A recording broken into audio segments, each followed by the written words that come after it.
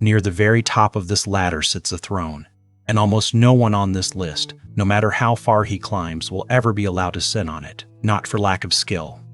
Not for lack of blood spilled in someone else's name, for lack of the right blood in his own. This is the world of the Viking warrior, a climb built on rating, reputation, and the oaths a man swore to those above him. 4 real ranks between the farm and the crown. Underneath all 4 sits someone this climb was never built for, the thrall, the enslaved. Norse law let a thrall be freed, by a master's mercy or his own hard-earned silver. But freedom alone did not make him equal. A freed thrall's family needed at least 2 generations before the law stopped treating them as lesser. Rarely did that climb happen inside one lifetime. This is not that man's story. Everyone else on this ladder starts free. You might be born to a farming household, land and law already yours by right of birth, or you might be the free-born grandson of a man who was once someone else's property. The family's slow climb back to full standing, almost complete by the time you're born. Either way, you begin the same way. With a strip of land, a household, and whatever weapons the law expects a free man to keep ready. There was no single army to enlist in. No central command handing out rank. Standing here meant being invited into a raiding crew, a war band, a chieftain's hall, and that invitation was earned by reputation alone. Above you, in order, stand 3 real titles: Hersir, Jarl, and King. A Hersir leads his own following. A Jarl commands whole regions, tribute, and other men's loyalty. And a King, a konungr, sits above them both. Here's the twist this whole climb turns on. Unlike the ranks below it, that seat was never simply earned. A man could outfight, outlead, and outlast every rival Jarl in the land, and still not be permitted to sit on it. We'll reach that wall. But first, like every man on this ladder actually did, we start at the bottom. Level 1 begins now. Level 1. You are a Karl, a freeborn commoner, owner of your own household, farmland, and whatever weapons the law says a man of your standing must keep. You have no title beyond that.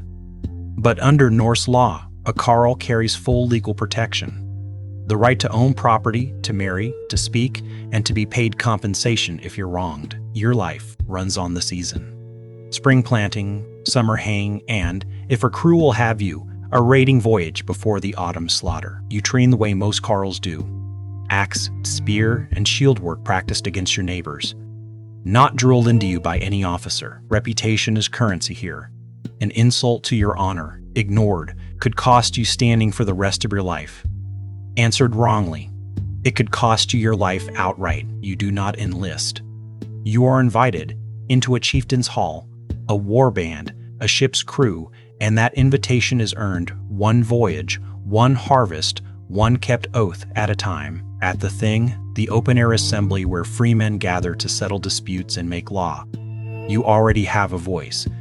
That alone sets you above the thrall below you. Your first raiding season is the real test. Not of your sword arm alone, but of whether the men beside you would sail with you again. Survive it, keep your oaths, and split your share of the plunder fairly, and your name starts to travel further than your own farm. That is all it takes to start climbing. Not blood, not a title granted at birth, a name people are willing to repeat. Some Karls never leave this rung at all, and there is no shame in that.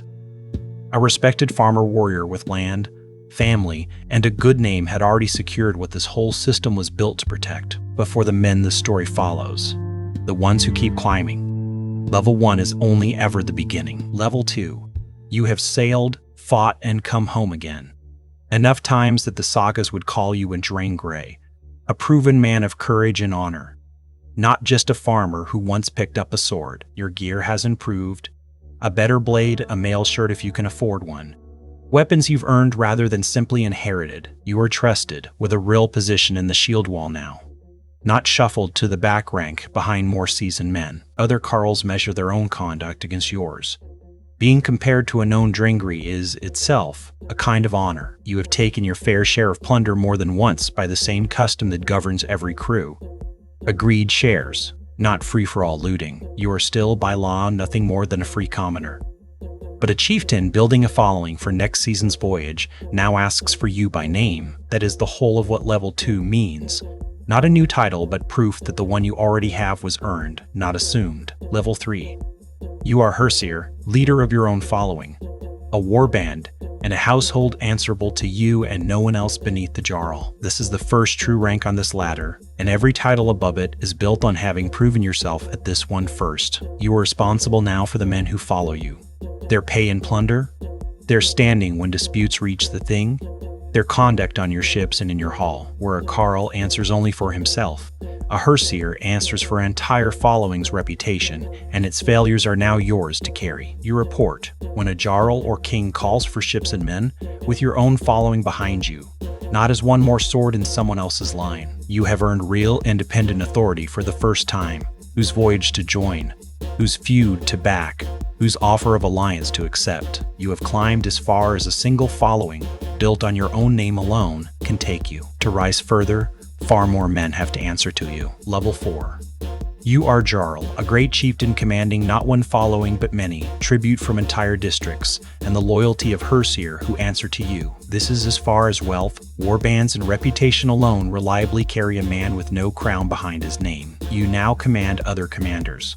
A single order from your hall becomes a dozen separate warbands moving at once. Historically, this was the one title on this ladder that a man of low birth could still reach on wealth and power alone, if he gathered enough of both. You hold land, fleets, and tribute, rivaling some kings outright. Other Jarls treat with you as an equal, not a subordinate. You have done everything this system rewards. You have led. You have won. Other chieftains speak your name at their own councils, and here for almost every man who reaches this level, something becomes clear that no further victory will ever change. Command of a whole region is possible from here.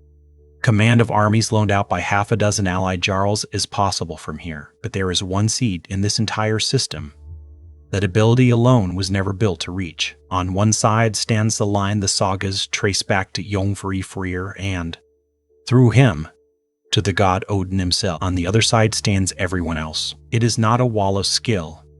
It is a wall of blood. Norse tradition and law both held that a konungr, a king, had to be of royal descent, acclaimed by free men at the Thing, but drawn only from men the Thing considered king-born in the first place. A Jarl could conquer entire districts in a king's name and still never be permitted to wear his title. This was not a quiet custom that faded under pressure. It was defended, argued, and fought over for centuries of Norse history. Skill on a raid and legitimacy on a throne were two entirely separate currencies, and no amount of the first could buy the second. A warband could shout a Jarl's name after a great victory, and the bloodline principle still would not move an inch. This mattered for the rest of a man's life. Long after any single raid or battle was won, a Jarl could earn wealth, ships, tribute, even command over other Jarls, and still remain permanently outside that one bloodline. This is the limit the story of the Viking warrior keeps returning to. Not every hierarchy rewards its best performers with its highest seat.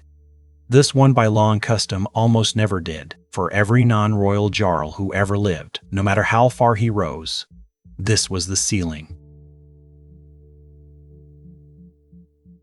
One man came closer to breaking that ceiling than almost anyone else in Norse history ever would. His name was Sverre Sigurdsson. By his own mother's account, years after the fact, he was the secret son of King Sigurdsson.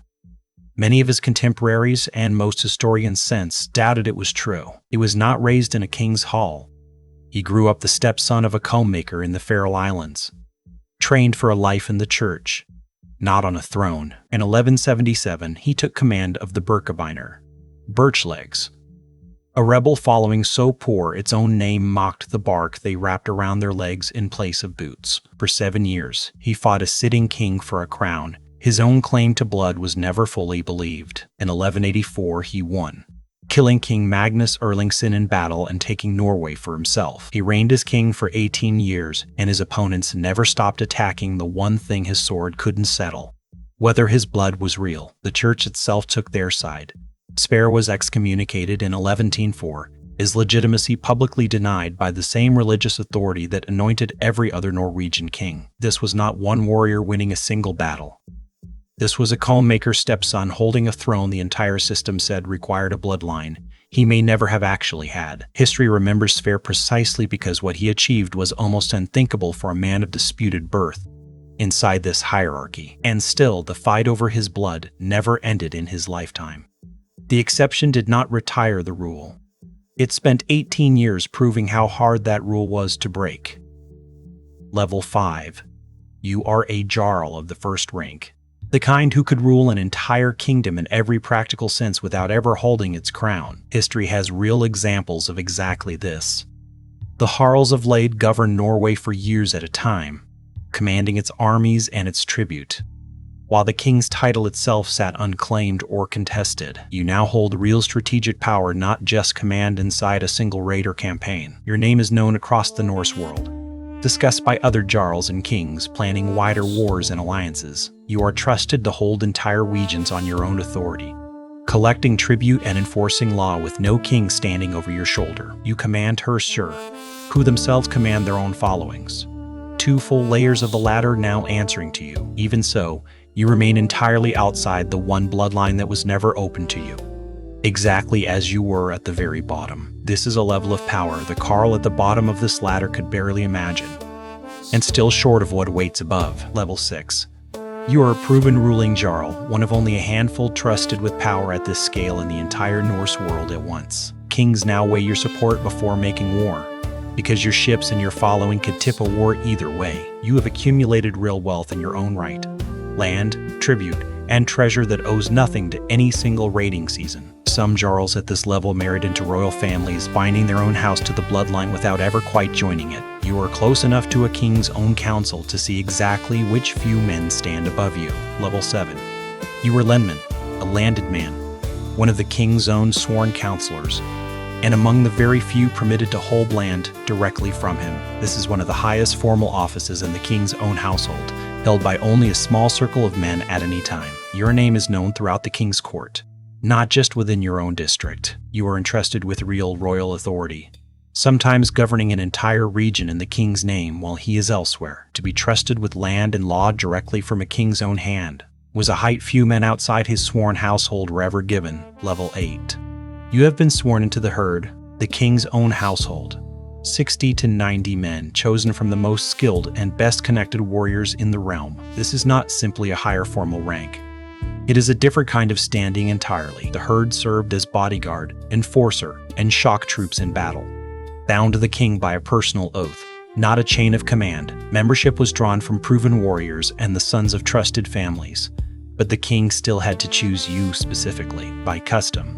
An ordinary herdman stood closer to the king's own person than a Jarl ruling a province ever would. You now stand physically closer to the seat of power than almost anyone else in the realm who was not born into it. You have reached the summit of what proximity and personal loyalty, rather than bloodline, can earn a man in this system. Level 9. You are named Stallari, Marshal of the king's own herd, its highest office beneath the king himself. This title was granted directly by the king, and only one man at a time ever held it in any given reign. You now command the king's own household troops in the field, and speak with his authority when he is not present to speak himself. Sverre Sigurdsson, the comb-maker's stepson who broke every ceiling but one, relied on men raised to exactly this rank to hold his throne together for 18 years. The title marks you as one of the most trusted men a Norse king could name, standing in the company of the realm's most powerful Jarls. It does not make you king, and it was never going to.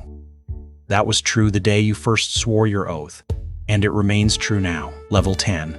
The king's right hand, the rare Stallari who commands armies, holds a kingdom together, and is remembered by name centuries afterward. Most free men who entered the system at the bottom never rose past their own farm and following.